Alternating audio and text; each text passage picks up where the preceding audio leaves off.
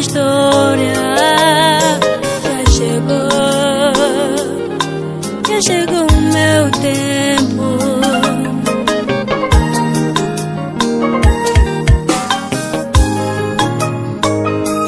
Dizer ao mundo o que o Senhor fez pra mim, mostrar agora onde Ele me tirou.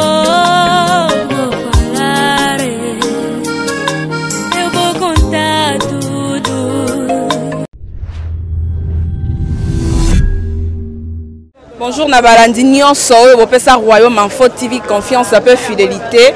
Balobi le Londe Makambwa, nous sommes vraiment en direct. Il y a prison Makala. Baza quoi quitter le vec Pascal Mukuna. Balobi justice toujours à triompher parce que Binomoro Boyebi, Tozwa qui t'en a vraiment invité Belé sur ce jeu à Mukuna. La justice congolaise est confirmé que évêque il est vraiment innocent. La carte à Masola on Nyonso.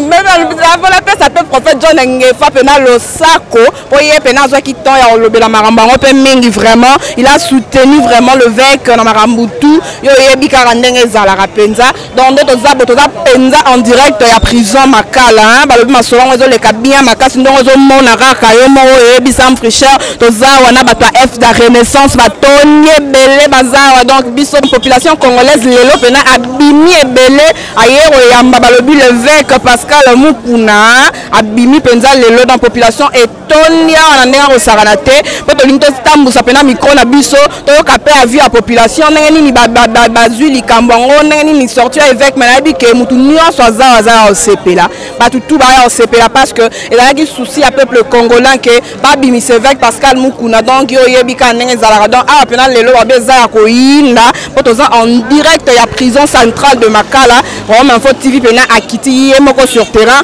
de to continuer quand na bilili on est bozo mona mona donc yindi mabe babi Makala za ya ko yinda na ndenga bosaka la télé le pardon biso tout aux to comme impatient to la évêque Pascal Mukuna il est déjà 16h to continuer quand à cause la l'évêque abima ti donc comment on fait azala pena awa ti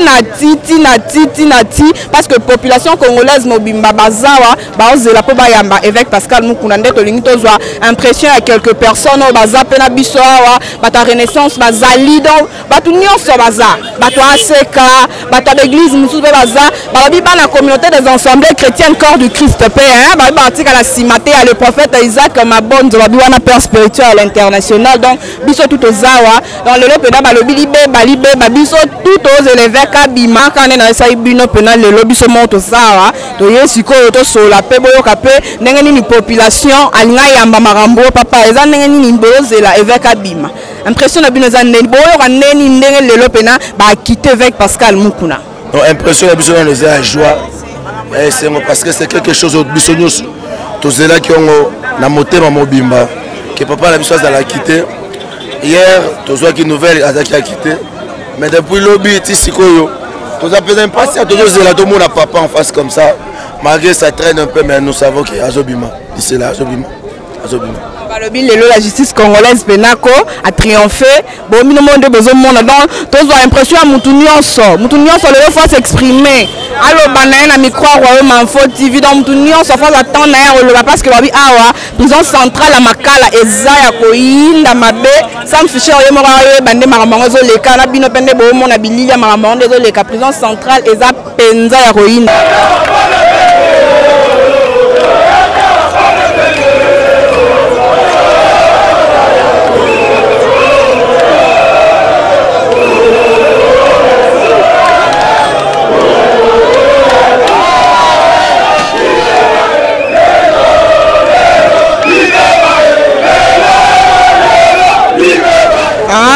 Na ebisa ibino pena masola wa lelo pena makopa ngo le kapena bien makasi na esikoyo pona batu ya église ya évêque Pascal Mukuna dans ACK to yeto yo kapé bango neni ba yo kada die mo lelo ba mon na père spirituel na bango zo bima papa na ebita impression na bino za ndenge nini papa na yo aza ala président ya club du renaissance te na pas na aza pasteur na yo impression na za ndenge nini ndenge pasteur na yo lelo baza ko quitter soko ko ba impression.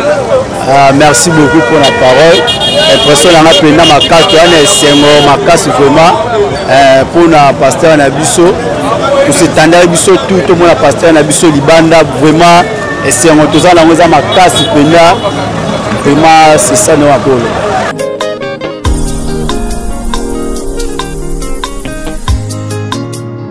A vida que eu passei, nada foi tão fácil. Uma história de tristeza cheia de lágrimas. Tandi na ebisaki bino vraiment population congolaise toujours mobilisée. Tozo kende déjà 18h ma population ezo continuer kozala kaka balobi lelo bango bakozela évêque ti nyonso évêque akobima balobi pena ba okena bango te bosala o borosala le banango na latin le adjacta bosala mino borosala advienne que pourra nde nazapenga moko teka nde nazolinga bato bameka mpe kolobela lisolango papa siko makambo eza ndenge nini ya bango mpo ozela évêque abima. Bon, normalement eza événement photo c'est la tout le monde a peine na miso ndenge évêque akobima parce que le col a déjà quitté aza innocent alors il y a vraiment tout un cérémonie tout c'est la vraiment pour tout le monde a une akobima. OK. Évêque asalisi plein awa donc bato bazouta babisika na bisika embouteillage ya dégâts eza na kati esika oyo babiko vraiment Info TV aza pena en direct ya prison centrale à Makala na toza pena awa tokitaki biso moko na babi lelo ezalaki benda simba soza mbangu te tali oyo mbila kolandwa awa lelo na papa toyoka yo tosepeli mpe ndenge olobi bato baza ebele awa mutu nyonso aza mobilisé mpona kozela évêque tomona pena bato na biso balobi babengaka bango banani ba mécanicien pe ba baotika la nsima te bango mpe bakoba kozela évêque donc eza kaka te ke bata FC Renaissance 4 nde baozela évêque eza kaka bato kaka ya ACK te nde baozela évêque eza kaka te ke bato soki ya nini soki ya UDPS non c'est presque toute la population congolaise qui est ici oyo bazozela vraiment évêque to sentir que évêque c'est un patriote vraiment papa coup de chapeau lakisi pena que tu es un vrai patriote obundi mpe likambo yango esimbi aoa mpe baimpression na bino mpe babi bikoto oya ndeni nango bino mpe tu bozelaka évêque. Bon koto nyonso toya nango normal mais biso tu tozela ataki pas chanter tous c'est là abima tout depuis 9h tout le monde a eu d'embouteillage depuis 9h jusqu'à présent tout le monde a réalité et donc il a été tout éviter abima lelo toti mais donc on a ramté ma quoi mérité tout abima lelo tout abimati bon embouteillage là j'espère bien mo ça si place pour mon ndenge les cas ya loba mingi e souti to sentir tozo continuer balobi lelo tina ti tozo koba se koba ba supporter à Renaissance pe babi balala na bango pongi te bango lelo ba kozela évêque tisuka ne baza pembe na supporter à Renaissance moko papa tonto ba impression na yo évêque ango babi tisuka bimate ndeni to koma 18h. Oui, en tout cas, dans un premier temps, sentiment langa ezali ni langa ya sentiment parce que c'est un jour de victoire. Le peuple gagne toujours, hein, ma sœur. Le peuple gagne toujours. Aujourd'hui, nous sommes en train de célébrer la victoire de tout un peuple. Et ce n'est pas la Renaissance, car non.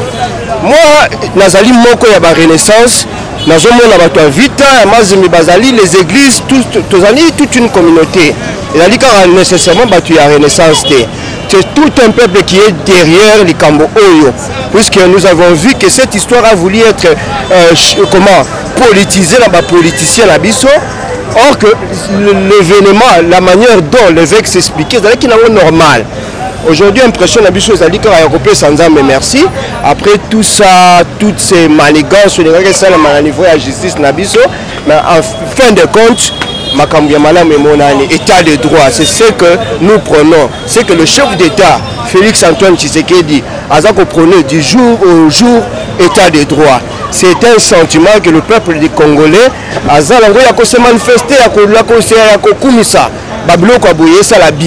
que nous avons quand même une justice où ils ont tranché et Sengeli.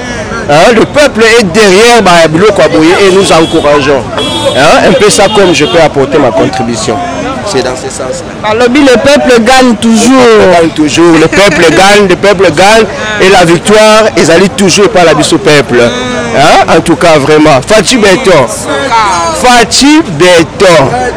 Ok, merci. Ok. Bazé Belawa, papa yope, toyoka yo. Babi lelo lisolo mso zate so mukuna te, mukuna ne makambo. Évêque a outi na retraite. Pour bon la pour la mboka, pour l'équipe, na église. Donc aye pote abonda pour l'équipe, na pays, na église. Donc les retraites les souki, les la fête, même na balabala, tokolala. Donc tu as besoin na bima noki pour te mboka oye que les liboso. Vraiment. Tu as les kamusus donc biso to lika ta bima. Retraite ici, retraite. Oh, Fati, où me là?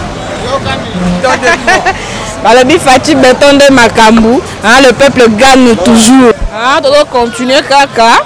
Ndenge abino moko bozo mona makambango ndenge zo le karola manfo TV pena akiti e moko do koba se okoba papa donto yo kape yo o ebisa biso ndenge mukuna bimi mo impression na yo sur acquittation ndenge ba akité mukuna tonto ka impression ezali esengo mingi na mboka na biso soki makambo boye longo to lelaki yango salama état de droit nde yango ezongi omona mutu na raison ezaka ka raison longonia topesi longonia mingi na mbula matari na biso na ndenge baketi na suka bamoni ke pasteur évêque mukuna aza innocent makambo wana nde basili akite ye yango omoni batotondisami awa ebele toza komona bato ya renaissance ACK V club lokola ngai nayali 100% avec libien namoni na nsima na ngai ba V club ezali awa soki toke sur le plan politique namoni balie na biso UDPS biso Condor metinga ali membre cofondateur ya Condor na base na ngango ye tozali awa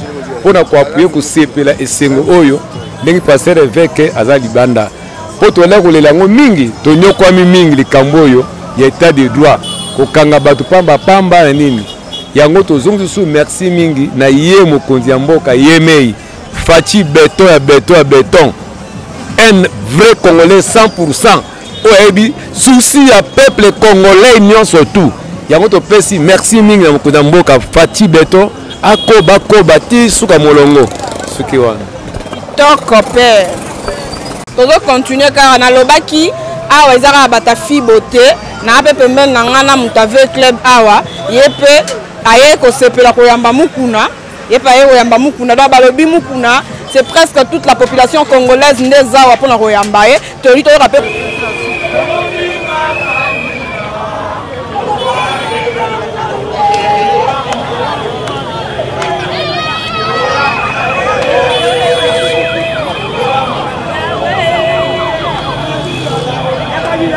la victoire les jeunes son ya uti bandal te ba descendant ya Abraham ya Moïse ya Isaac ya Kimbangu on kimba vita ya on toye to ko poser pour mukuna alors ese sengo mingi poni fata ba ki déboulement système bato comprendre peuple de comprendre ki déboulement bato comprendre ki te la carte États-Unis a boulement système Kabila to système na yo to boulement système abaki yango les États-Unis ka bakanga so na kosi peut-être ba na États-Unis na bouleme système kabiliste ba fo batu ay mboka na mukuna des autres mboka na kuluna ba à 5% te faut dire 10% soutenir moi Fati à 10% comme la déclara avec 5% ba te pour que Félix 10 ba aller ba soutenir pour voir papa da été depuis 2011 to botola ngo ba c'est nyongolongo to zongo de Chiricha mukuna lobango ala misa Victoria je t'aime